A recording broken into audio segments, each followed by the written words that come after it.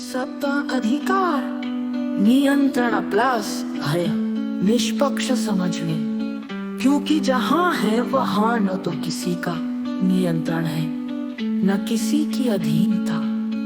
आगा परंपरागत त्रिकोण, परंपरा में निष्पक्ष, समझ में अनुशासन, न्याय दंड का औजार, सत्य का मौन प्रतिबिंब हूँ। राजा सर्वोच्च सत्ता, एक ब्रह्मयुक्त विचार, धर्म नैतिक बंधन, स्वभावहीन अनुशासन, न्याय दंड का औजार, सत्य का मौन प्रतिबिंब। क्या शासन करता है न संचालित होता है, केवल प्रत्यक्ष होता है, बल्कि तुम्हें आदेशों से मुक्त करता है। क्या शासन करता है न संचालित होता है, जहाँ निष्पक्ष समझ है वहाँ किसी भी प्रकार के शासन का मूल्य स्वतः शून्य हो जाता है। न्याय करता कौन? न्याय करता भी नहीं होता, क्योंकि वहाँ न अपराध है न पीड़ित, जो कुछ भी है वो केवल है। होने के इस सत्य में निर्णय की कोई आवश्यकता नहीं।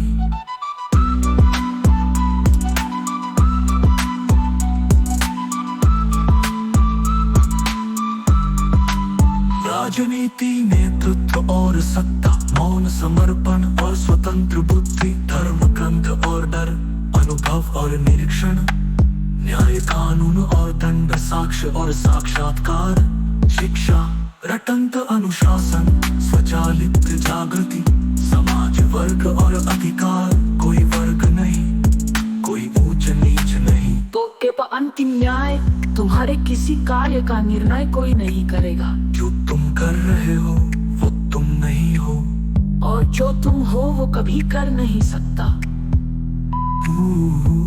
जहाँ समय ना तो गतिशील है न स्थिर, वो केवल देखा गया भ्रम है। उस स्थान पर स्थित है जहाँ काल का कोई औचित्य नहीं। समय की परिभाषा, काल परिवर्तन की मांग, लेकिन परित के परिप्रेक्ष्य में परिवर्तन भ्रम।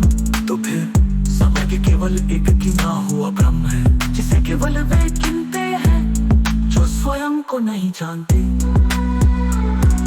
समय शून्यता सिद्धांत,